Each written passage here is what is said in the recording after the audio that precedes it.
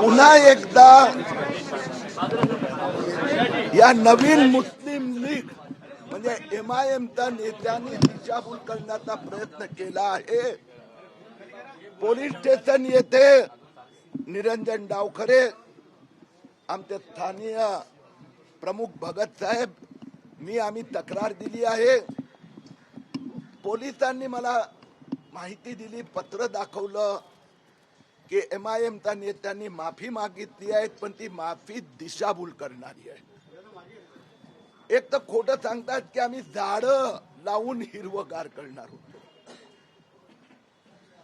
त्या भाषणात त्यांचा अर्थ जो MIMचा हा गुपित प्लान आहे, त्यांनी मालेगाव मधून सगळ्या हिंदूंना हाकललं। मानखुर्द मध्ये 100% मुस्लिम झाले। आता मुंब्रा मध्ये 80% मुस्लिम, 20% हिंदू आहेत। त्या 20% हिंदूंना धमकी दिली होती। आता त्यांनी माफी मागितली, पण अशी माफी आम्हाला मान्य नाही की इतर धर्मीयांचा भावना। मी पोलिसांना सांगितलं आहे, हिंदूंना धमकी दिली आहे, त्यांच्यावर कारवाई करावीच लागणार। साहेब, मुंब्रामध्ये जातीय सलोखा बिघडतोय असं चित्र दिसतंय का?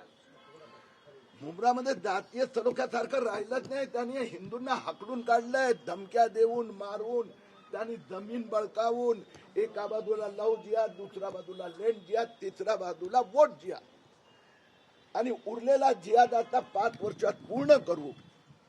त्यांचं एक नॅशनल चित्र आहे। निवडणुकीच्या काळात पण त्यांचा अध्यक्ष ओवेसीनी पण सांगितलं होतं, अन्य नेत्यांनी सांगितलं होतं, MIMचा मुंबईचा उपाध्यक्षांनी सांगितलं, मी त्यावेळी सांगितलं की हिंदूचं जन्म प्रमाण 1.3 आणि मुस्लिमांचं 2.6, म्हणजे हिंदू परिवारात 13 मुलं होतात, त्यावेळी तिथे 26। तर त्यांनी काय सांगितलं होतं, हम मुस्लिम महिला 26 बच्चों को जन्म दे या 36 किरीटों में आके पेट में क्यों दुखता है। आणि MIMचं निवडणुकीत सूत्र होतं की मुंबई की महापौर बुरखावाली बनेगी। म्हणून हे त्यांचं लक्ष आहे की मुंब्रा मधले उरलेले 20% हिंदूंना हाकलायचं आणि नंतर मुंबईला मुस्लिम मुंबई बनवायचं। असं जरी असलं तरी अमरावतीमध्ये पाहिलं तर भाजप आणि MIM एकत्र असल्याचे चित्र दिसतंय। असेल MIMचा सोबत कुठेही, MIM म्हणजे नवीन मुस्लिम लीग, त्यांच्याबरोबर कुठेही जाण्याचा प्रश्न नाही। जर भाजपचा कुठला कार्यकर्त्यांनी कुठे गोंधळ केला तर त्यांच्यावरही कारवाई होणार। सर, सहर शेख यांनी जे विधान केलेलं आहे त्यामुळे ते म्हणतात की आम्ही वृक्षारोपण करतो, आणि जर ते वृक्षारोपण करत असेल, हिरवळ वाढवत असेल, तर मग तुम्ही पोलीस स्टेशन मध्ये येताय, कसं पाहायचं याकडे? मी तो व्हिडिओ आता पोलिसांना दिला, तिथं स्पष्ट भाषण आहे, कुठे वृक्षही नाही, झेंडाही नाही, काही नाही। या अल्लाह इंशाअल्लाह हम अगले 5 साल में पूरे मुंब्रा को हरा रंग से भर देंगे। आता हे जरी किरीट तुम्हा मैदानात आला, जरी सोशल मीडियामध्ये या संबंधात खूप प्रतिसाद उमटले, म्हणून हे त्यांनी सांगितलं की माझा वृक्ष होता, आणि तरीही जर धार्मिक भावना दुखावल्या असेल तर माफीचा प्रश्न नाही। त्यांनी हे केलं आहे, चॅलेंज दिले आहेत, धमकी दिली आहे, कारवाई व्हायला हवी। पोलिसांनी त्यांना एक नोटीस देखील बजावली होती, तुम्हाला मान्य नव्हती, त्या पोलिसांच्या नोटीसवर ऍक्टिव्हिस्ट होत होता का? पोलिसांची नोटीस आणि आलेलं उत्तर मी वाचलं, पोलिसांनी मला दाखवलं। त्यात अर्थात परत एकदा मस्ती करायचा प्रयत्न केला।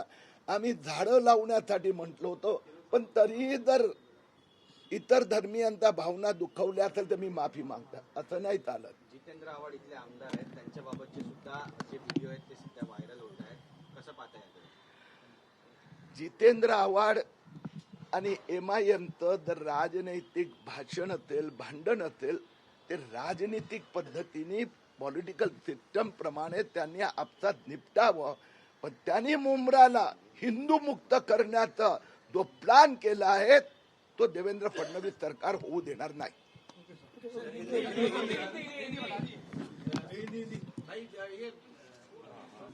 जो गत कुछ वर्षों से मुंबई महाराष्ट्र में बड़े प्रमाण में बांग्लादेशियों को लाना, मुस्लिम आक्रामकता, ये नई मुस्लिम लीग MIM का एक एजेंडा है। महाराष्ट्र मुंब्रा में चुनाव के बाद में एमआईएम के नेताओं ने भाषण करके कहा कि हम आने वाले 5 साल में पूरा मुंब्रा हरे रंग से रंग देंगे। अभी मुंब्रा में 20% हिंदू बस्ती है, उनको उन्होंने धमकी दी है। मानखुर्द 100% मुस्लिम हो गया, मालेगांव 100% मुस्लिम हो गया। अभी उसके बाद में मुंब्रा को 100% मुस्लिम बनाना, ये उनका टारगेट। और उसके बाद में मराठी मुंबई को मुस्लिम मुंबई बनाना।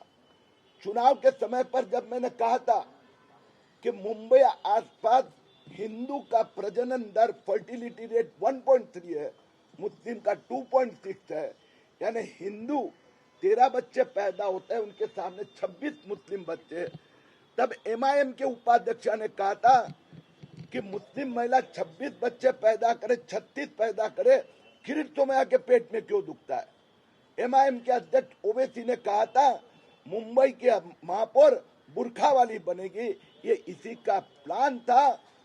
इनके ऊपर कार्रवाई होनी चाहिए, ऐसे मेरे सहकारी निरंजन डावखरे, यहाँ के हमारे अध्यक्ष भगत, हमने पुलिस से मांग की है।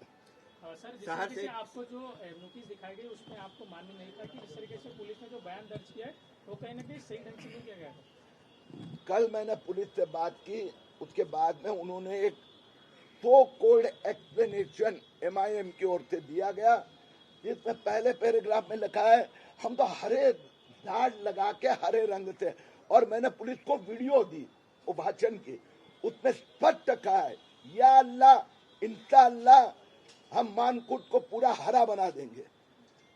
मुंबई महाराष्ट्र में शिवाजी महाराज का भगवा झंडा ध्वज, वहां वो हिंदुओं को धमकी दे रही थी।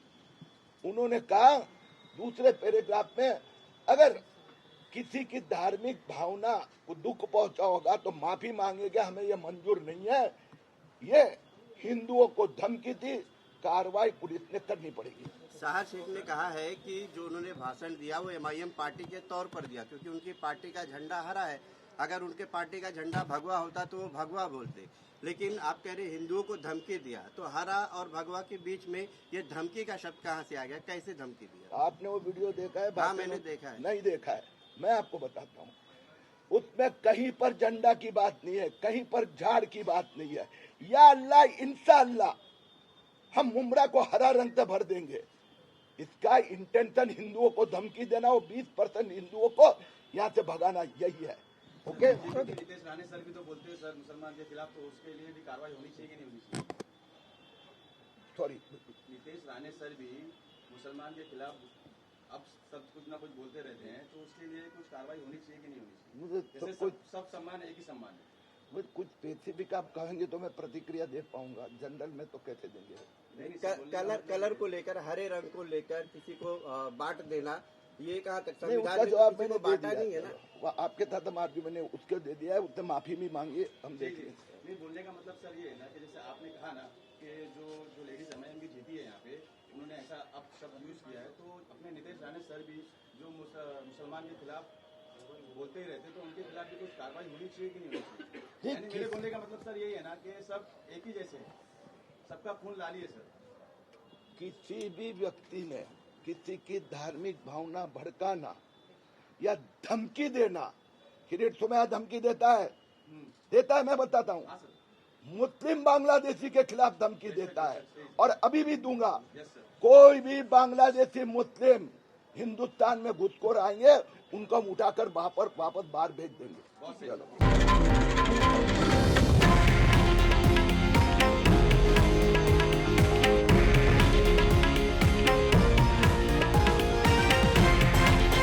हे आहे देशातील नंबर 1 न्यूज नेटवर्क आणि आपण पाहत आहात TV9 मराठी, एकमेव।